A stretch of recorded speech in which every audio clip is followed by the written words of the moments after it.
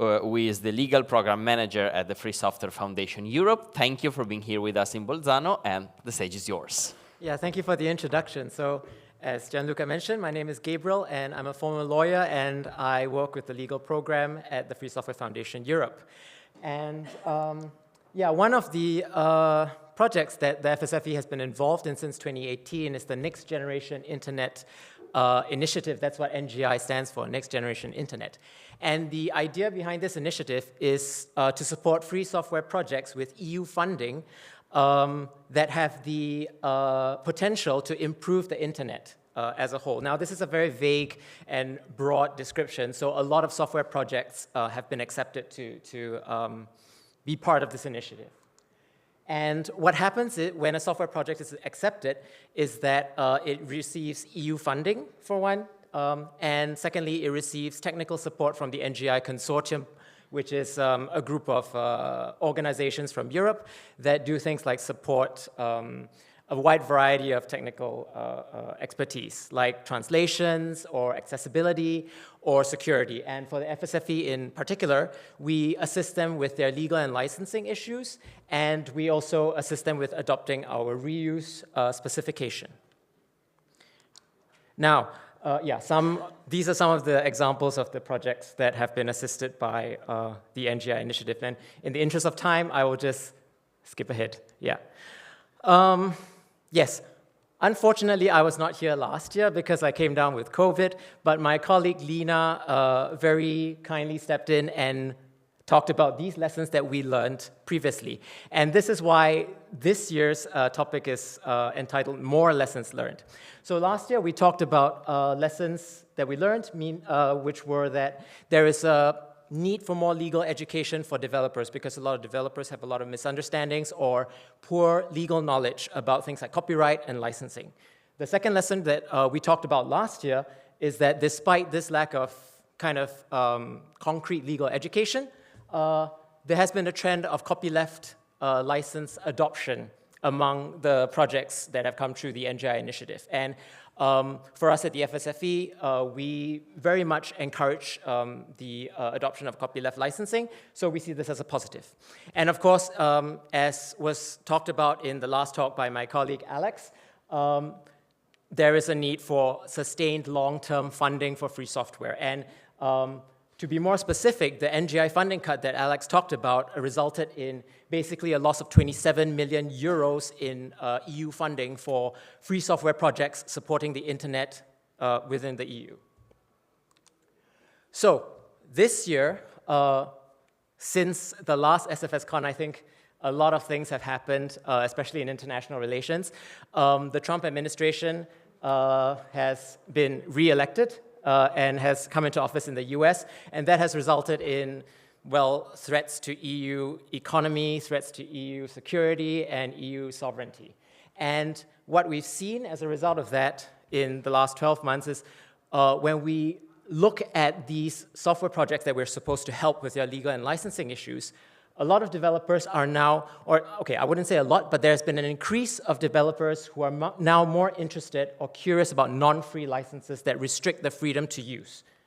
And what do I mean by this? These are the so-called ethical licenses in which the license kind of says that, you know, I want to restrict the use of my code to people who would not live up to certain ethical standards that I set.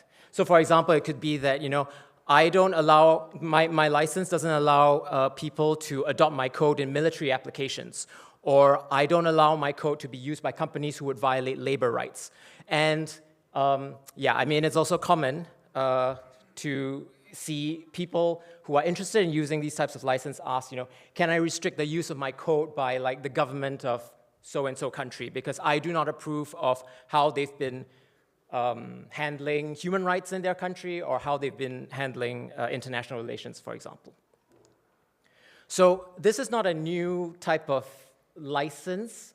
There have been established licenses in this kind of family of licenses. I mean, some examples, popular examples include the Hippocratic license or the Do No Harm license. And yeah, basically, as I described before, they restrict the use of the code to people or companies that derive income by, I don't know, environmental destruction or by producing products that might be addictive or, things like based on certain ethical standards that the licensor does not find acceptable. So, how do we deal with developers who ask these types of questions, who are interested in using these types of licenses? Now, for us, it's very important to make it clear that these licenses are not free software licenses, right? Like, you cannot restrict the freedom to use without it becoming a non-free license. I think that's the big takeaway for this. And besides the kind of philosophical underpinning that makes these non-free licenses, you also have to consider the legal drawbacks of this. Like, these license terms cannot be realistically enforced, right? I mean, they're based on an ethical standard, and when you bring that to the court, and if it's not clearly defined in a legal manner, it's very difficult for a court to enforce your ethical standard that you put in your license. And because of this lack of ability to be enforced, they lack certainty. And I think if you were in the panel discussion earlier with Simon, he also talked about the lack of legal uncertainty if you put ethical clauses into your licenses. And because of this lack of reasonable expectation for these licenses to be enforced and the lack of legal certainty, it is very difficult for us as an organization to also recommend the use of licenses like this, notwithstanding the fact that they are not free licenses in the first place. But while we consider this, I also think that it's important to remember, because the theme of this year's SFSCon is ethics, right? And it's important to remember that when a developer thinks about using a license like this, or when people draft licenses like this, the motivation behind this type of licensing is wanting to do good in the world, right? And I don't think that that's a motivation to be repressed or to kind of like to be embarrassed about. But as I said, these are non-free licenses. And I like to think, if you think about it philosophically, I like to think of the 4 freedoms of free software: use, study, share, improve, as kind of like a foundation for a really big library. And just because somebody goes into the library, reads a lot of books, and manages to build a pipe bomb out of the chemistry textbooks that they find in the library, just because they manage to do some harm to other people as a result of access to information in this library, I don't think it justifies doing away with the entire library system in the first place. So while I understand the motivation to do good, I do not think that licensing is the way to accomplish that. And I think that that's a kind of a mental trap that a lot of developers may fall into, is that they see free software licenses as kind of a tool in which we can do some good in the world. But it's important, I think it's important to also note that just because it's a tool to do good doesn't mean that this is the tool to do all the good in the world. And as Simon has pointed out in the panel before, oh no. But as Simon has pointed out in the panel before, it's free software licenses are a tool, and there are many other tools that we can use in order to effect change and effect good in the world. And that's why, while this kind of trend has been taking place with our assisting of free software projects in the NGI initiative, we always recommend not to use these so-called non-free ethical licenses and to stick to established free software licenses. Building on this, with this kind of motivation to do good in the world, I think among the NGI bubble, and when I say the NGI bubble, I mean the free software projects that are involved with NGI, the stakeholders and the decision makers and the consortium partners involved with NGI, there is an increased awareness, of course, for finding alternatives to internet infrastructure that decouples the internet from the stranglehold that big American tech companies have on the internet, right?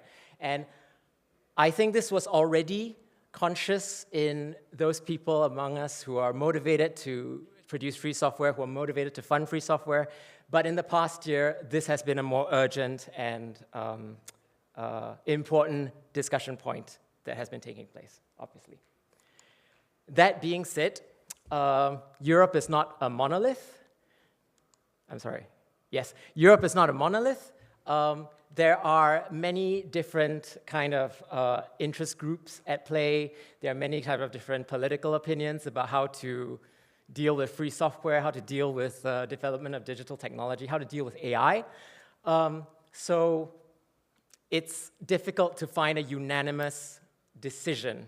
And the lesson that we've learned is that, you know, the funding cut stays in place. And as I mentioned earlier, it's a loss. It accounts to a loss of 27 million euros for software freedom, in this case specifically relating to software freedom for internet infrastructure.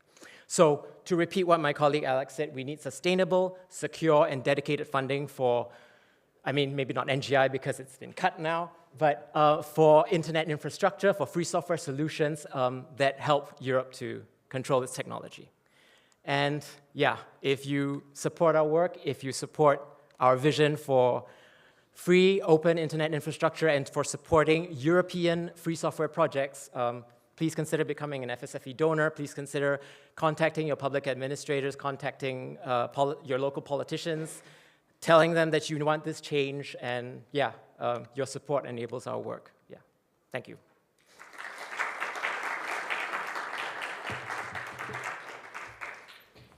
Thank you, Gabriel. So we have a few minutes for Q&A, if there are questions or comments. Otherwise, yes, there is one here in the middle.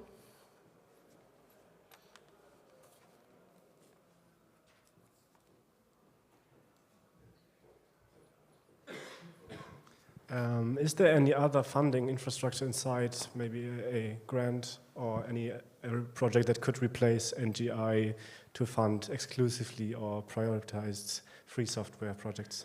So as Alex mentioned earlier as well, there's this, so they're moving away from NGI as an initiative and funding something they are calling the Open Internet Stack.